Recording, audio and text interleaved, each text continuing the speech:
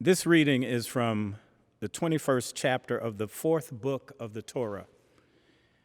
Though in English we call the book Numbers, in Hebrews its name means in the wilderness. And that is the setting of this episode. This rendering of the text is from a translation by the Jewish scholar Everett Fox, who created his translation in order to more strongly reflect the feelings of the original Hebrew. Therefore, Moses is called by his Hebrew name, Moshe.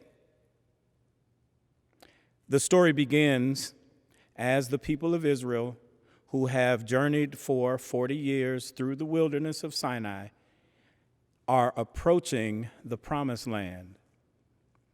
There is one last test.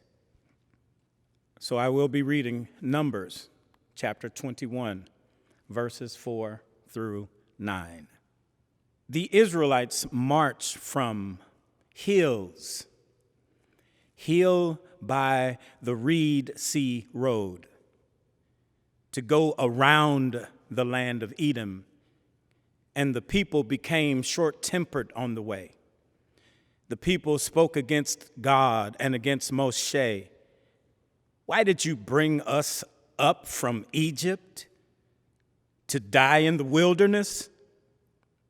For there is no food, no water, and our throats loathe the detestable food. So Yahweh sent upon the people burning snakes. They bit the people, and there died many people of Israel. The people came to Moshe and said, "We have sinned, for we have sinned against Yahweh and against you. Intercede to God so that he may remove from us the burning snakes." So Moshe interceded on behalf of the people. And Yahweh said to Moshe, "Make yourself a burning snake and put it on a banner pole. It shall be, whoever has been bitten and sees it will live." So Moshe made one out of copper, and he put it on a banner pole. And it was, if a burning snake bit someone, and they looked upon the burning snake made of copper, they would live.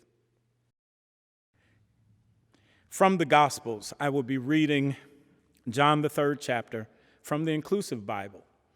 I will begin reading at verse 14 and end at verse 21. So Moses lifted up the serpent in the desert. So the chosen one must be lifted up, so that everyone who believes in the chosen one might have eternal life. Yes, God so loved the world as to give the only begotten one, that whosoever believes might not die, but have eternal life. God sent the only begotten into the world, not to condemn the world, but that through the only begotten the world might be saved. Whosoever believes in the only begotten avoids judgment, but whoever doesn't believe is judged already for not believing in the name of the only begotten of God. On these grounds is the sentence pronounced, that though the light came into the world, people showed they preferred darkness to the light because their deeds were evil. Indeed, people who do wrong hate the light and avoid it, for fear their actions will be exposed. But people who live by the truth come out into the light, so that they may be plainly seen that what they do is done in God. Hear what the Spirit is saying to the people. Thanks be to God.